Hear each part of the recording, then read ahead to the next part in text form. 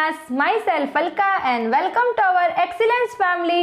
चलिए friend start करते हैं हमारी आज की वीडियो जिसमें हम जानेंगे संप्रेषण के प्रकार। ठीक है फ्रेंड, संप्रेषण कितने प्रकार से होता है। ठीक, सबसे पहले ये जाने संप्रेषण होता क्या है, फिर इसके प्रकार के बारे में हम जानेंगे। तो संप्रेषण का मतलब होता है फ्रेंड्स, दो या दो से अधिक व्यक्तियों के बीच होने वाले विचारों का आदान प्रदान संप्रेषण कहलाता है।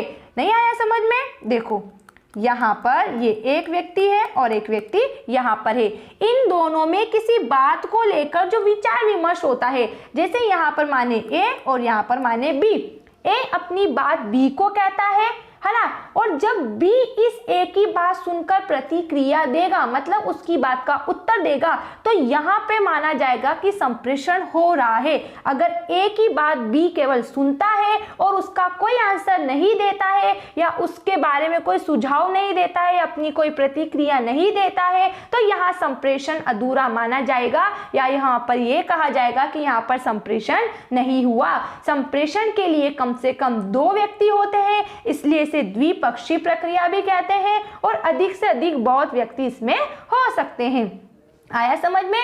विचारों सूचनाओं का आदान प्रदान करना संप्रेषण कहलाता है। ठीक, अब देखते हैं संप्रेषण कितने प्रकार के होते हैं। तो सामान्यतः फ्रेंड संप्रेषण करते समय ऐसा होता है कि कुछ व्यक्ति को हम जानते हैं, कुछ को नहीं जानते हैं, या किन के साथ हमारे समान स्तर के संबंध होते हैं और किससे समान स्तर के संबंध नहीं होते। समान स्तर का संबंध कि जो काम मैं कर रहा मेरा साथ वाला भी वही काम कर रहा, या फिर मेरा उच्च स्तर हो सकता है या मेरे साथ काम करने वाला का स्तर ऊंचा है और मेरा निम्न स्तर है, जैसा कि अधिकारी और कर्मचारी के स्तर होते हैं ना काम को लेकर वो। तो इस आधार पर, इन आधार पर संप्रेषण के दो प्रकार बताए गए हैं, एक औपचारिक बताया गया और दूसरा अनौपचारिक। कि औपचारिक संप्रेषण में क्या होता है, बातचीत तो होती है, विचारों सूचनाओं का आदान प्रदान भी होता है, लेकिन वहां औपचारिकताओं को पूरा करना पड़ता है, जैसे अधिकारी और कर्मचारी। अब कर्मचारी को अपने अधिकारी से मिलना है तो डायरेक्ट नहीं मिल सकता,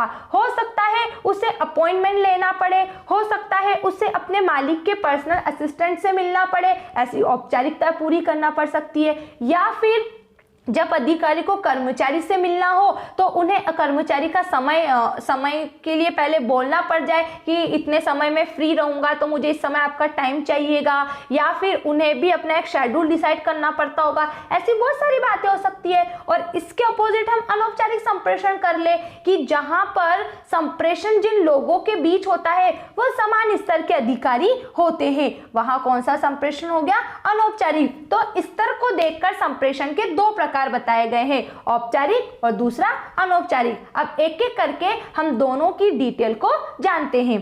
तो पहला हम जानते हैं औपचारिक संप्रेषण के बारे में। क्या लिखा है कि जब संदेश भेजने वाले तथा पाने वाले व्यक्ति के बीच औपचारिक संबंध अर्थात दोनों समान स्तर के अधिकारी न हो तो उनके बीच किया जाने वाला संप्रेषण औपचारिक संप्रेषण कहलाता है। जैसे अधिकारी एवं अधीनस्थों के बीच होने वाला संप्रेषण औपचारिक संप्रेषण है, दोनों समान स्तर के अधिकारी नहीं है, उन दोनों के बीच बातचीत को लेकर औपचारिकताओं को पूरा करना है। ठीक है फ्रेंड्स, तो अधिकारी और अधीनस्थ इसका उदाहरण हो जाता है। अब इन दोनों के बीच संप्रेषण किसी भी बात को लेकर हो सकता है, शिकायत के रूप में भी हो सकता है, आदेश के रूप में भी हो सकता है, निर्देश के रूप में।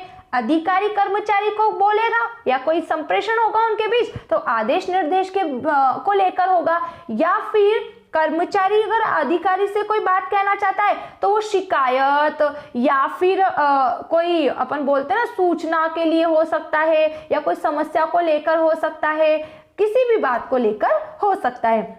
अब यहाँ आप ये देख रहे हो कि ये सब क्या लिखे हुए हैं, तो फ्रेंड्स ये सब एक तंत्र है औपचारिक संप्रेषण का, जिसमें एकल श्रृंखला में कैसे संप्रेषण होता है वो हम जानेंगे। चक्र के रूप में बातचीत कैसे होती है, ये गोला जो है इसमें बातचीत कैसे करते हैं, स्वतंत्र प्रवाह क्या होता है, और विलोम। ये 5 है संप्रेषण के तंत्र, औपचारिक संप्रेषण के तंत्र। तो एक एक करके हम इन 5 को जानेंगे। तो पहला हम जानते हैं फ्रेंड्स यहाँ पर एकल श्रृंखला। एकल मतलब एक। यह तंत्र एक पर्यवेक्षक तथा उसके अधीनस्थों के मध्य स्थापित होता है। पर्यवेक्षक जो अपन एग्जाम में सुनते हैं महिला पर्यवेक्षक, पुरुष पर्यवेक्षक, मतलब एग्जाम में ड्यूटी लेने आते जो सर मैडम, उनको यही तो बोलते हैं। तो काम की निगरानी रखने वाले व्यक्ति पर्यवेक्षक, ठीक है। तो पर्यवेक्षक और उनके अधीनस्थ मतलब उनके अंडर में काम करने वाले व्यक्ति के बीच होता है। क्योंकि संगठनिक संरचना में बहुत सारे स्तर विद्यमान होते हैं, संप्रेषण का प्रवाह एकल श्रृंखला के द्वारा प्रत्येक पर्यवेक्षक से उसके अधीनस्थ की तरफ होता है। तो कुल मिला के ये वाला संप्रेषण कुछ इस तरीके से होता है फ्रेंड्स, ये ऐसे, ठीक है। पर्यवेक्षक से अधिकारी, एक अधिकारी से दूसरे अधिकारी, मतलब एक चेन बनी होती है और एकल रूप में ये ऐसा संप्रेषण होता है। दूसरा देखो चक्र। चक्र तंत्र में सभी अधीनस्थ केवल एक अधिकारी के माध्यम से संप्रेषण करते हैं तथा वह अधिकारी ही उस चक्र के केंद्र के रूप में कार्य करता है। अधीनस्थों को आपस में बात करने की अनुमति भी नहीं होती।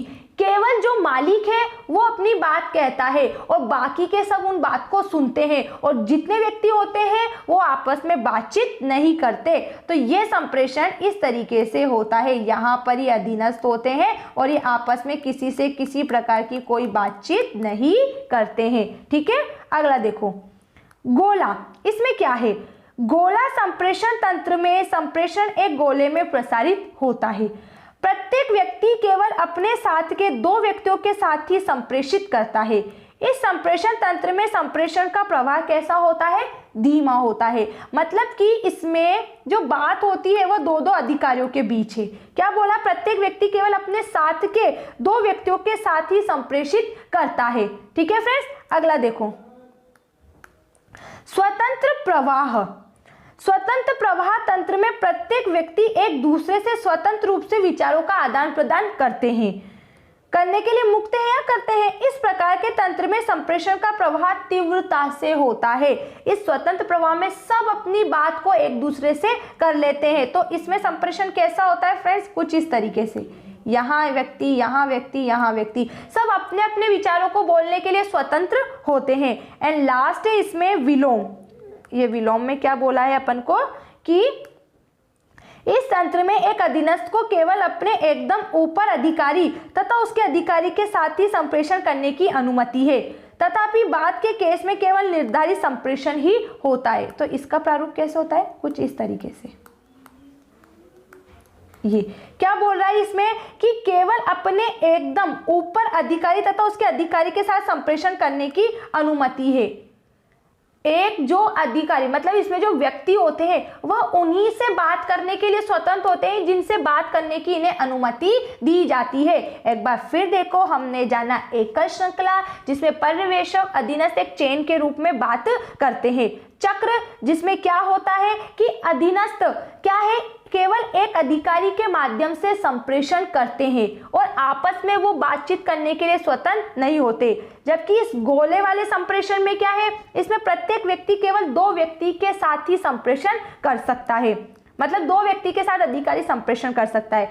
स्वतंत्र प्रवाह इसमें सभी अपनी बातचीत करने के लिए स्वतंत्र होते हैं। और विलोम इसमें क्या है, एकदम ऊपर के अधिकारी तथा इसमें केवल अपने एकदम ऊपर अधिकारी तथा उसके अधिकारी के साथ संप्रेषण करने की अनुमति है। इस विलोम में जिस कर्मचारी का जो अधिकारी है उसी से बातचीत करने की इसमें स्वतंत्रता दी गई है, अन्यथा आपस में आसपास बात करने की इसमें अनुमति नहीं होती। तो ये है अपना औपचारिक संप्रेषण और इसमें कैसे तंत्र काम करता है वो हमने जाना, क्योंकि औपचारिक संप्रेषण में हमने जाना था कि दोनों समान स्तर के अधिकारी नहीं होते, है ना, दोनों के स्तर अलग अलग होते हैं। तो इस कारण इसमें बातचीत करने के लिए कोई रूल्स है, जो रूल्स हमने इस चक्र से जाने, इस तंत्र से जाने। अब हम पढ़ेंगे अनौपचारिक संप्रेषण।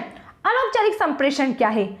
ऐसे संप्रेषण जो औपचारिक या अधिकारी तौर पर नहीं होते, मतलब जहां बातचीत करने के लिए किसी प्रकार की फॉर्मेलिटीज पूरा नहीं करना, डायरेक्ट हम किसी से मिल सकते हैं, है ना, उन्हें अनौपचारिक संप्रेषण कहा जाता है।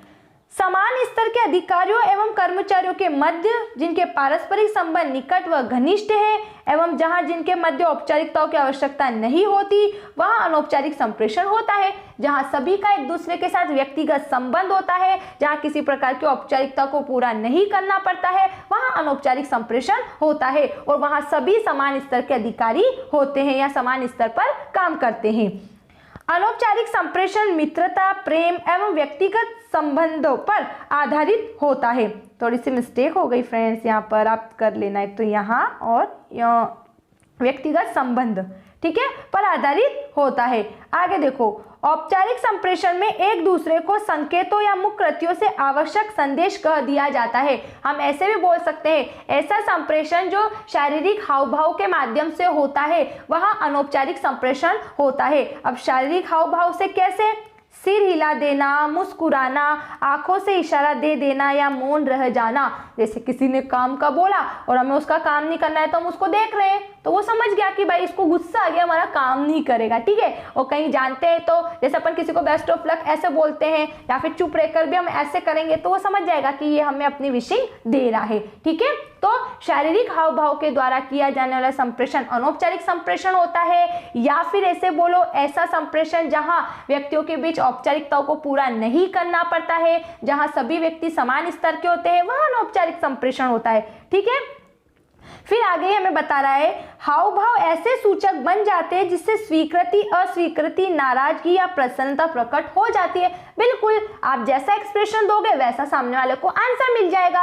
आपने उसके काम के लिए यस किया या नो किया, ये दोनों बातें उसे पता चल जाती है और संवाद ग्रहीता उसे समझ लेता है। फिर आगे देखो, साथ ही अनौपचारिक संप्रेषण को अंगूर की बेल की तरह टेढ़ा मेढ़ा और अव्यवस्थित होने के कारण अंगूरी लता संप्रेषण भी कहते हैं। टेढ़ा मेढ़ा मतलब कि बात करने का कोई एक सही माध्यम नहीं है, किसी भी माध्यम से आप इसमें बात कर सकते हो, ठीक है, तो इसलिए इसे अंगूरी लता संप्रेषण भी कहा जाता है। आगे देखो, इसमें विभिन्न तंत्र होते हैं, जैसे इकहरी श्रृंखला तंत्र। इसमें प्रत्येक व्यक्ति एक दूसरे से क्रम में संप्रेषण करता है, मतलब कि कुछ इस तरीके से, ये ऐसा हो रहा है एक क्रम में। फिर दूसरा इसने अपन को बोला है अपवाह या गपशप तंत्र में प्रत्येक व्यक्ति बिना किसी चयनित आधार के सभी पे बातचीत कर सकता है। संभाव्यता तंत्र के अंतर्गत एक व्यक्ति दूसरे व्यक्ति से बिना किसी उद्देश्य के सूचनाओं का आदान प्रदान करता है। समूह में व्यक्ति उन्हीं के साथ विचारों का आदान प्रदान करता है जिन पर उन्हें विश्वास है। तो कुछ इस तरीके से जैसे औपचारिक संप्रेषण का तंत्र था वैसे अनौपचारिक संप्रेषण का तंत्र हो गया, है ना फ्रेंड्स। अब अगर आपको औपचारिक संप्रेषण या इसके तंत्र को लेकर या अनौपचारिक संप्रेषण, इसके मीनिंग या इसके तंत्रों को लेकर, किसी भी बात को लेकर कोई भी डाउट होता है तो उस डाउट को जल्दी से कमेंट बॉक्स में लिखिएगा, ठीक है फ्रेंड्स। अपने माइंड में नहीं रखिएगा, अपने माइंड से उस डाउट को क्लियर करने का, ठीक है friends. Thanks for watching this video, bye bye.